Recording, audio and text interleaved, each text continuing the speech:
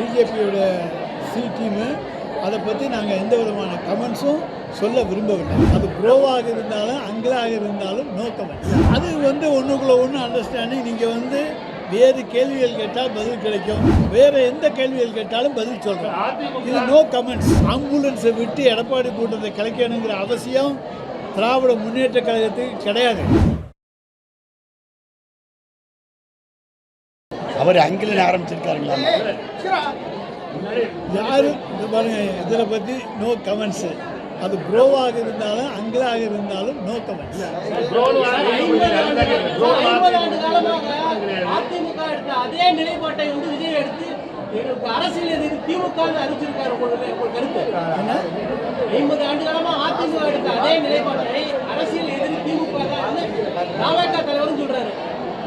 அதாவது இதுக்கு நாங்கள் எங்களை பொறுத்த வரைக்கும் ஆரம்பத்திலேருந்து சொல்லிட்டோம், பிஜேபியோட சி டீமு அதை பற்றி நாங்கள் எந்த விதமான கமெண்ட்ஸும் சொல்ல விரும்பவில்லை.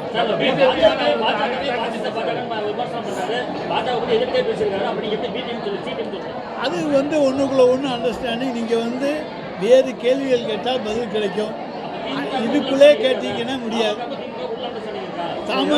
ஏங்க எங்களுக்கு நாங்கள் அதை பற்றியே சொல்லவே இல்லை, அதை பற்றி டச்சே பண்ணாதீங்க. வேறு எந்த கேள்விகள் கேட்டாலும் பதில் சொல்கிறோம். இது நோ கமெண்ட்ஸ்.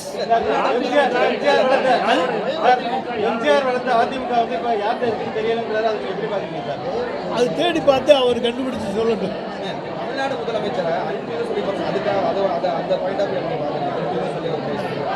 நான் தான் அந்த இதுக்குள்ளே போக விரும்பவில்லை.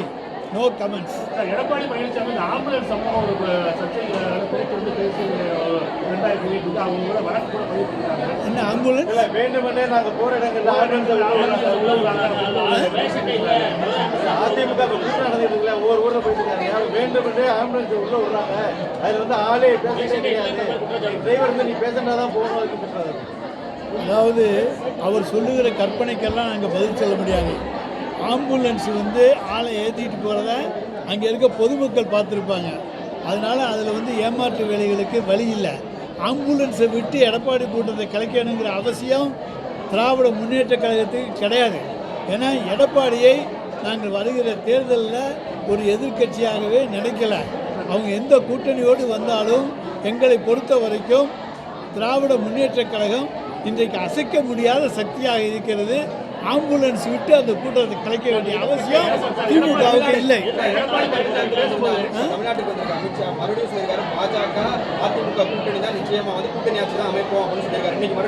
அதாவது நாங்கள் வீடு வீடாக சென்று மக்களுடைய பல்ஸ், அவர்களுடைய நாடியை பார்த்திருக்கிறோம். இதுவரை எந்த தேர்தலிலும் ஒரு 6 மாதம் 8 மாதங்களுக்கு முன்னே வாக்காளரை சென்று சந்தித்து அவர்களுடைய நாடியை பிடித்து பார்த்த கட்சி கிடையாது. அந்த கட்சி திராவிட முன்னேற்ற கழகம், தலைவர் தளபதி. இதுபோன்ற செய்திகளை மேலும் தெரிந்து கொள்ள எங்களது யூடியூப், ஃபேஸ்புக் மற்றும் ட்விட்டர் ஆப்களை சப்ஸ்கிரைப் செய்யவும்.